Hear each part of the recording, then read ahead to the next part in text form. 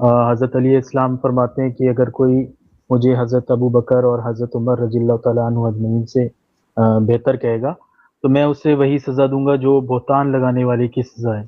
تو یہ حدیث کہاں تک درست ہے، اس کے بارے میں تھوڑا سا یہ کہاں لکھی ہوئی ہے جی حدیث؟ یہ ابھی مطلب میں دیکھ رہا ہوں انسٹا وغیرہ پہ لوگ اسٹیٹس پہ لگا رہے ہیں۔ نہیں، دیکھنے کو چھوڑ دیں بھائی، دیکھنے کو تو ہم بہت کچھ دیکھ رہے ہیں، ہم تو اس کے الٹ بھی چیزیں دیکھ رہے ہوتے ہیں۔ میں نے آپ سے ریفرنس سے پوچھا کہ کوئی ایسا ریفرنس آپ کے پاس ہے تو مجھے بتائیں، وہ دیکھ نہیں لیں۔ میں نے ریفرنس ویریفائی نہیں کیا اس کا۔ ہاں بس جب ریفرنس ہے ہی نہیں ہے تو پھر چھوڑ دیں، دوسرا ٹھیک ہے۔ سوال کر لیں۔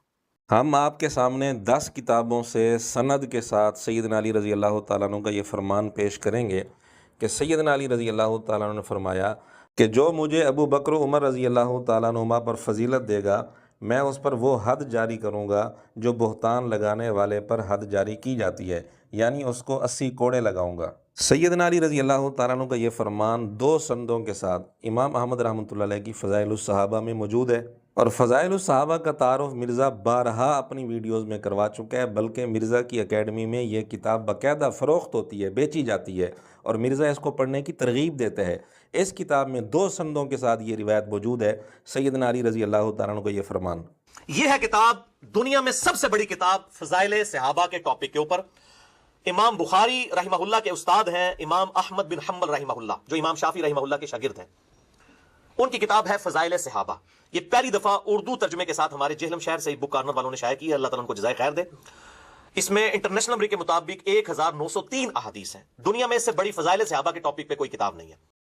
فضائل صحابہ احمد بن حنبل کی کتاب، جو کہ پہلی دفعہ اردو میں ٹرانسلیٹ ہوئی ہے ہمارے جہلم شہر سے، آدھی قیمت پہ آپ کو مل جائے گی۔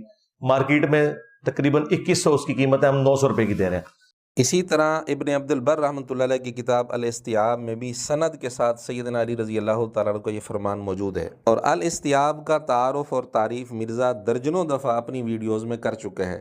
اور امام ابن عبد البر، جو اسپین میں ایک بہت بڑے مالکی فقہ سے تعلق رکھنے والے محدث گزرے ہیں اور اہل بیت سے بہت محبت رکھتے تھے، الاستیاب ان کی کتاب ہے جس میں انہوں نے بنو امیہ کو ننگا کیا ہوا ہے 5ویں صدی ہجری میں، یعنی شروع کے بزرگوں میں سے ہیں یہ۔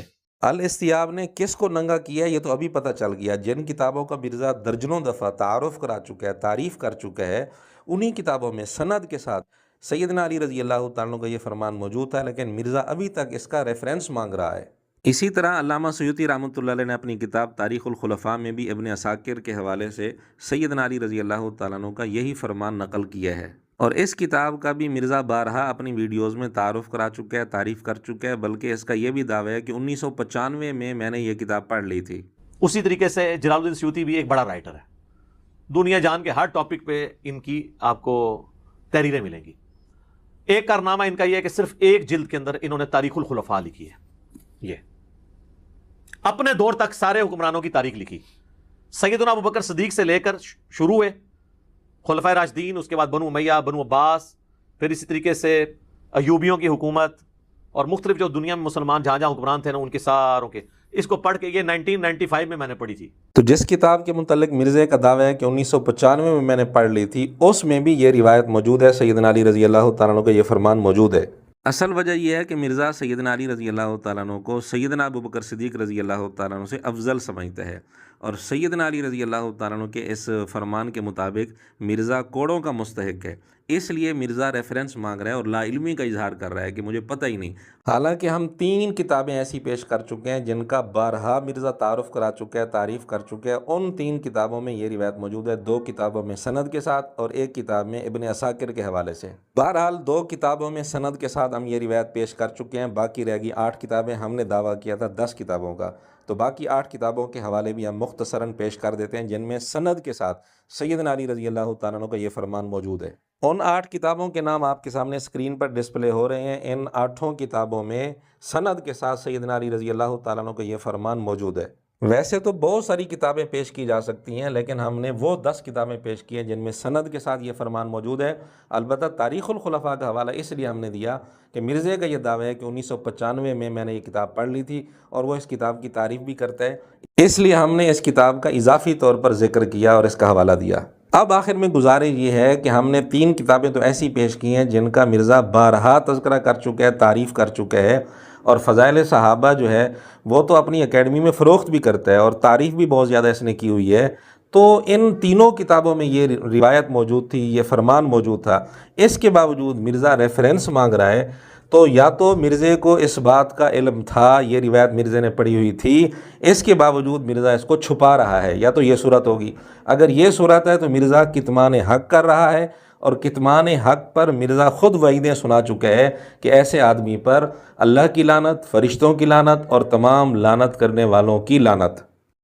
رسول اللہ صلی اللہ علیہ وآلہ وسلم نے فرمایا جس سے حق کی بات پوچھی گئی اور اسے معلوم تھی, جامع ترمذی میں حدیث موجود ہے, اور اس نے وہ بیان نہیں کی, قیامت کے دن آگ کی لگام اس کے منہ میں ڈالی جائے گی. میں نے اپنے کربلا والے ریسرچ پیپر کے پہلے صفحے پہ یہ حدیث لکھی ہوئی ہے, اور اس سے بھی بڑھ کر اس کے اوپر میں نے آیت لکھی ہے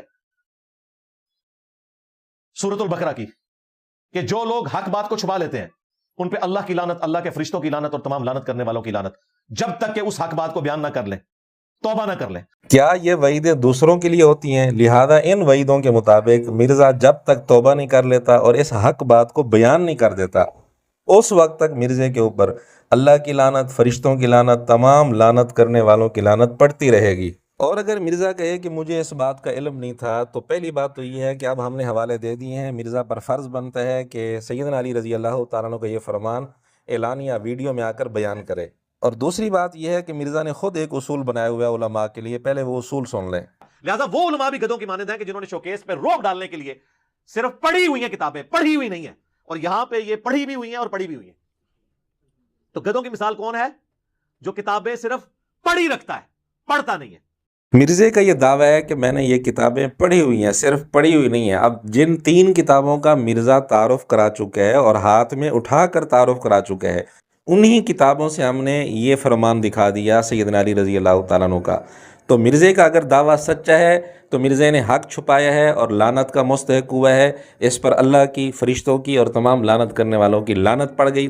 اور اگر مرزے کو اس فرمان کا علم نہیں تھا تو مرزا نے جو کتابیں اپنے سامنے رکھی ہوئی ہیں, ہاتھ میں اٹھا اٹھا کر تعارف کرا چکا ہے, بیچ رہا ہے جو کتابیں, ان کے پڑھنے کی ترغیب دے رہا ہے, ان کتابوں کو مرزا نے پھر خود نہیں پڑھا اور ان کتابوں سے خود استفادہ نہیں کیا. اور مرزا علماء کے متعلق کہہ رہا تھا کہ جی جو شوکیسوں میں روب ڈالنے کے لیے کتابیں رکھ لیتے ہیں, پڑھتے نہیں ہیں, وہ گدوں کی طرح ہیں. اگر وہ گدوں کی طرح ہیں تو مرزا جن کتابوں کا تعارف بارہا کرا چکا ہے ہاتھ میں اٹھا اٹھا کر اور بیچ بھی رہا ہے, ان سے جب مرزا خود استفادہ نہیں کر رہا تو اپنے اس اصول کے مطابق مرزا کیا ہوا, اس کا فیصلہ ہم ناظرین پر چھوڑتے ہیں. اور مرزے کے شاگرد بھی بتائیں کہ مرزے کو لانتی ماننا ہے یا گدھا ماننا ہے, ان میں سے کوئی ایک تو ماننا پڑے گا. اور یہ بھی مرزے کے اپنے اصول کے مطابق ہم بات کر رہے ہیں, یعنی مرزے کی جوتی مرزے کے سر پر مار رہے ہیں.